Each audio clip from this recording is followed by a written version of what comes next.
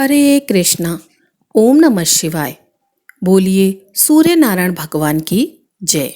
प्रिय भक्तों, स्वागत है आपका मेरे YouTube चैनल पूजा पाठ में। प्रिय भक्तों, रविवार सूर्य देवता की पूजा का दिन होता है। जीवन में सुख समृद्धि, धन संपत्ति और शत्रुओं से सुरक्षा के लिए रविवार का व्रत सर्वश्रेष्ठ होता है। देवी भगवत पुराण के अनुसार भगवान विष्णु की आंखों से उत्पन्न होने के कारण ही सूर्य देव उनके ही नाम से नारायण जाने जाते हैं। इसलिए उन्हें सार में सूर्य नारायण के नाम से जाना जाता है। और सूर्य देव को नमस्कार करना, पूजा करना असल में भगवान विष्णु की ही पूजा उपासना होती है। जैसे आकाश से गिरा हुआ जल जिस तरह सागर में मिल जाता है, वैसे ही सभी देवताओं को किया गया नमस्कार केशव यानी नारायण को ही पहुंचता है। यदि जो भी व्यक्ति रविवार के दिन सूर्य नमस्कार करके रविवार व्रत कथा को सुनता है तो उसके भी पापों का नाश होता है। इससे मनुष्य को धन, यश, मान सम्मान तथा आरोग्य प्राप्त होता है। इस व्रत को करने से स्त्रियों का बांझपन दूर हो जाता है तथा मोक्ष की प्राप्ति होती है। तो आज मैं सुना रही हूँ रविवार के दिन सुनी जाने वाली रविवार की बड़ी ही दुर्लभ और पौराणिक व्रत कथा, जिसे आप सभी भक्तगण बड़ी ही श्रद्धा तथा प्रसन्नचित मन से पूरा अवश्य सुनिए। प्राचीन काल में एक बुढ़िया माई थी।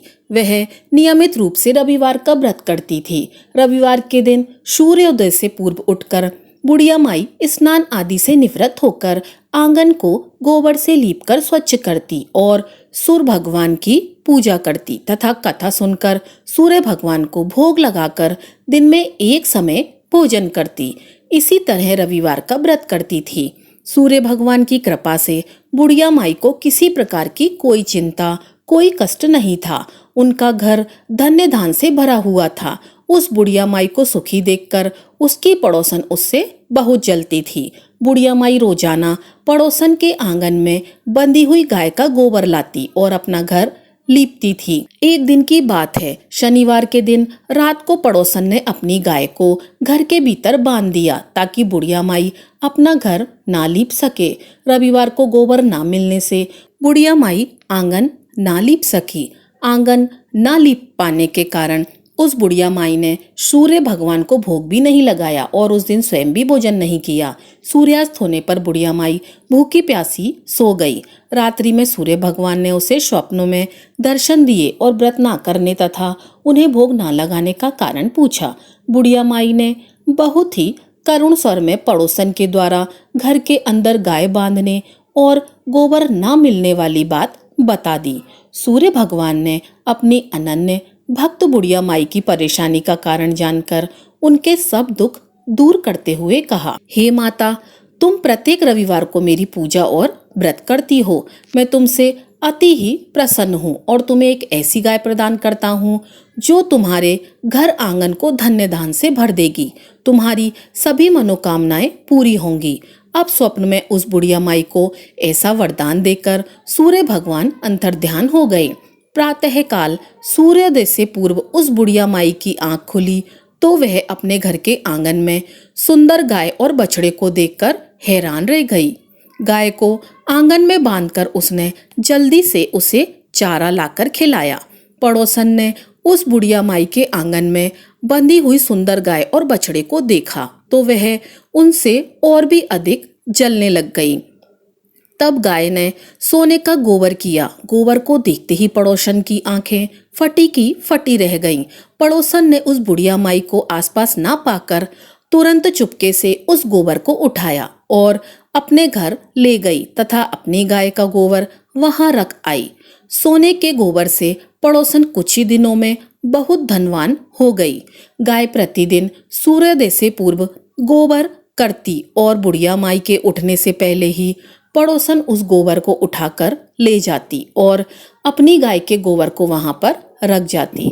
बहुत दिनों तक बुढ़िया माई को सोने के गोबर के बारे में कुछ पता नहीं चला। बुढ़िया माई पहले की तरह हर रविवार को भगवान सूर्यदेव का व्रत करती और कथा सुनती थी। अब सूर्य भगवान को जब पड़ोसन की चालाकी का पता चला तो उन्होंने एक दिन तेज आंधी चलाई। आंधी का प्रकोप देखकर बुढ़िया माई ने अपनी गाय को घर के भीतर बांध दिया। अब पड़ोसन सोने का गोबर ना ले जा सकी। सुबह उठकर बुढ़िया माई ने सोने का गोबर देखा तो उसे बहुत ही आश्चर्य हुआ। उस दिन के बाद बुढ़िया माई गाय को घर के भीतर बांधने लग गई। सोने के गोबर से कुछ ही दिनों में वह बुढ़िया माई बहुत ही धनी हो गई। बुढ़िया माई के धनी होने से पड़ोसन और बुरी तरह जल भुनकर राख हो गई। अब की बार उसने अपने पति को नगर के राजा के पास भेजा और बुढ़िया माई के पास सोने का गोबर देने वाली गाय के बारे में बताया। राजा ने अपने सैनिक भेजकर बुढ़िया माई की गाय लाने का आदेश दे दिया। अब सैनिक बुढ़िया माई के घर पहुंचे। उस समय बुढ़िया माई सूर्य भगवान को भोग लगाकर स्वयं भोजन ग्रहण करने ही वाली थी। राजा के सैनिक जबरदस्ती गाय और बछड़े को लेकर महल की ओर चल पड़े।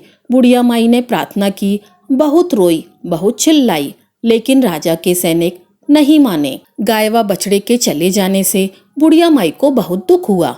उस दिन उसने कुछ नहीं खाया और भूखी प्यासी सारी रात सूर्य भगवान से गाय व बछड़े को लौटाने के लिए प्रार्थना करती रही। अब उधर गाय देखकर राजा बहुत ही खुश हुआ। सुबह जब राजा ने सोने का गोबर देखा तो उसके आश्चर्य का ठिकाना न रहा। उधर सूर्य भगवान को भूखी प्यासी बुढ़िया माई को इस तरह प्रार्थना करते देखकर उस पर दया आ गई। उसी रात सूर्य भगवान ने राजा को स्वप्न में कहा, हे राजन, उस बुढ़िया की गाय व बछड़ा तुरंत लौटा दो, नहीं तो तुम पर विपत्तियों का पहाड़ टूट पड़ेगा। तुम्हारे राज्य में भूकंप आएगा, तुम्हारा महल नष्ट हो जाएगा, तुम्हारी संतानें मृत्यु के काल में समा जाएंगी। प्रिय भक्तों, सूर्य भगवान के स्वप्न से बुरी तरह भयभीत होकर राजा ने प्रातः उठते ही गाय और बछड़ा बुढ़िया माई को लौटा दिए। राजा ने अपनी तरफ से बहुत सा धन देकर बुढ़िया माई से अपनी गलती के लिए क्षमा मांगी। राजा ने पड़ोसन और उसके पति को उसकी इस दुष्टता के लिए दंड भी दिया। इसके बाद राजा ने राज्य में घोषणा करवाई कि सभी स्त्री पुरुष रविवार का व्रत करें। जनता ने भी ऐसा किया। रविवार का व्रत करने से सभी लोगों के घर धन व धान्य से भर गए। चारों ओर खुशहाली छा गई। सभी लोगों के शारीरिक कष्ट दूर हो गए।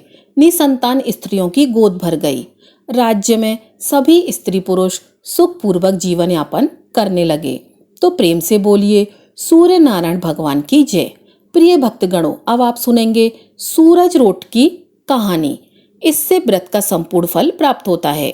किसी गांव में एक माँ और उसकी बेटी दोनों सूर्य भगवान का व्रत किया करती थीं।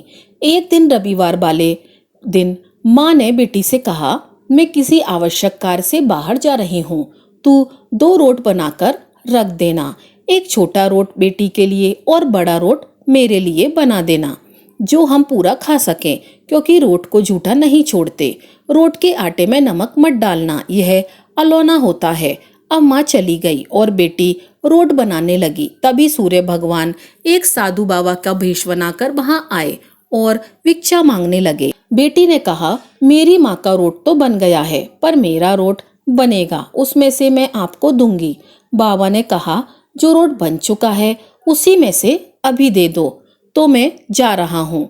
लड़की ने माँ के रोट में से टुकड़ा तोड़कर साधु को दे दिया। माँ जब वापस आई तो बहुत नाराज हुई। हे लड़की, मेरी रोटी का टुकड़ा दे दिया, मेरी रोटी मुझ जैसे का वैसा ही दे। अब देखिए, वह लड़की को मारने लगी। बेटी मार से बचने के लिए वहां से डरकर जंगल में भाग गई और बड़ के पेड़ पर चढ़कर बैठ गई। सूर्य भगवान ने सोचा, बेचारी लड़की को मेरे कारण घर से निकलना पड़ा, इसलिए इसकी रक्षा मुझे ही करनी पड़ेगी। सूर्य भगवान रोज उसके लिए चूरमे का 1 लड्डू और 1 लोटा पानी भेज देते। लड़की बड़े मजे के साथ खाकर वहीं बैठी रहती। एक दिन एक राजा शिकार करते हुए उधर से निकला। थकान मिटाने के लिए उसी पेड़ के नीचे आराम करने रुका।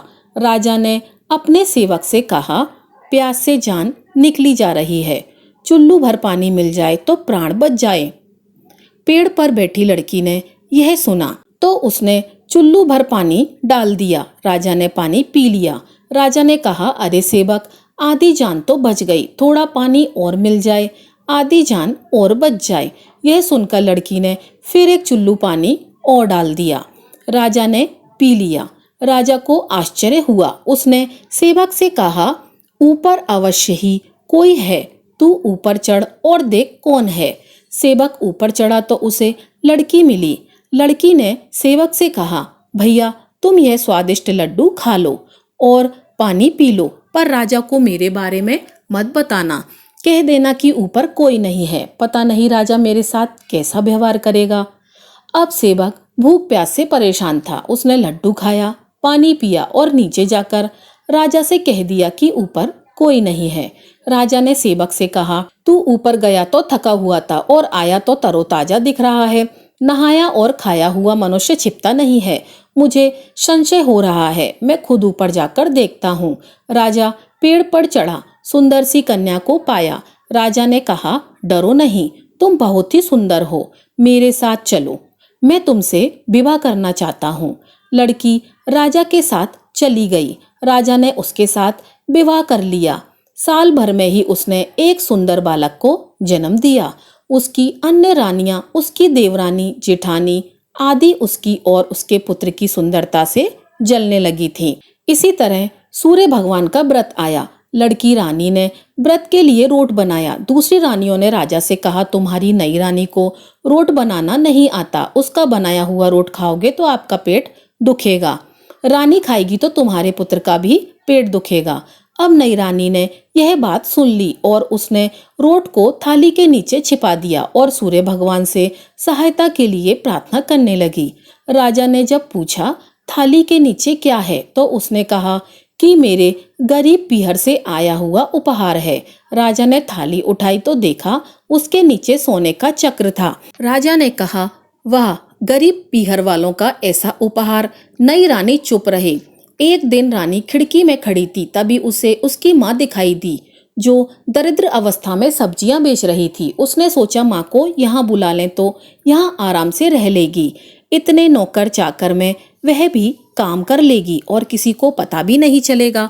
उसने माँ को बुलाया। रानी की माँ आते ही वही बात रोने लगी। हे लड़की, मेरी रोटी का टुकड़ा दे दे, मेरी रोटी मुझे जैसी की तैसी चाहिए। रानी ने सोचा, कहीं सबको पता ना चल जाए कि मैंने अपनी माँ को इस तरह महल में बुलाया है, मुसीबत हो सकती है। उसने माँ को चुपचाप एक कमरे में रहने को कहा, बाहर से ताला लगा दिया। रानी की देवरानी, जेठानी व अन्य रानियां राजा से कहने लगी कि नई रानी का व्यवहार संदेह पैदा करता है। एक औरत महल में घुसी थी, पर वह वापस नहीं निकली। अब छोटी रानी ने यह सुन लिया। वह सूर्य भगवान से इस विपत्ति से बचने की प्रार्थना करने लगी। राजा ने वहां आकर उस कमरे की चाबी मांगी। राजा ने कमरा खोला तो वहां सोने की एक मूर्ति थी। राजा ने पूछा, यह मूर्ति यहाँ कैसे आई? रानी ने कहा, मेरे गरीब पीहर का उपहार है।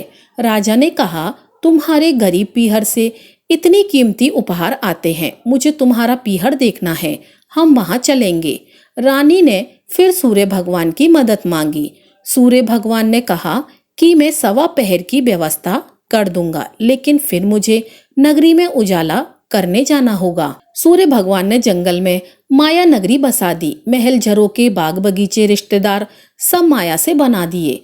महल की रसोई में कई प्रकार के व्यंजन बन गए थे। सबसे मिलकर और खा पी कर रानी ने राजा से वापस चलने को कहा। राजा ने कहा, जल्दी क्या है, थोड़ा आराम कर लें। रानी ने बड़ी मुश्किल से राजा को वापस चलने के लिए मना लिया और वे रवाना हो गए। थोड़ी दूर जाने पर राजा को ध्यान आया कि उसकी कटार वहीं रह गई है। राजा ने सेवक को कटार लेने भेज दिया। सेवक वहां गया तो देखा कि वहां जंगल के सिवाय कुछ भी नहीं था। कटार झाड़ी में पड़ी थी। कटार लेकर सेवक आया और उसने यह सब बात राजा को बताई। राजा को पहले ही शक था। उसने कटार निकाल ली और गुस्से में आकर रानी से सच बताने को कहा। रानी ने सब कुछ सच सच कह डाला और सूरज भगवान की कृपा और मदद के बारे में बताया। यह सुनकर राजा बहुत ही खुश हुआ और रानी को सूरज रोट का व्रत अच्छे से करने को कहा। रानी का मान और भी बढ़ गया। हे सूरज भगवान, जैसा सुख उस लड़की को दिया वैसा ही सुख कहानी कहने वाले, सुनने वाले और सभी परिवार को प्राप्त हो। बोलो सूर्य भगवान की जय। प्रिय भक्तों, यह थी हमारी आज की कथा। अगर आपको कथा अच्छी लगी हो तो वीडियो को लाइक कीजिएगा और चैनल को सब्सक्राइब कीजिएगा। आपका दिन शुभ हो।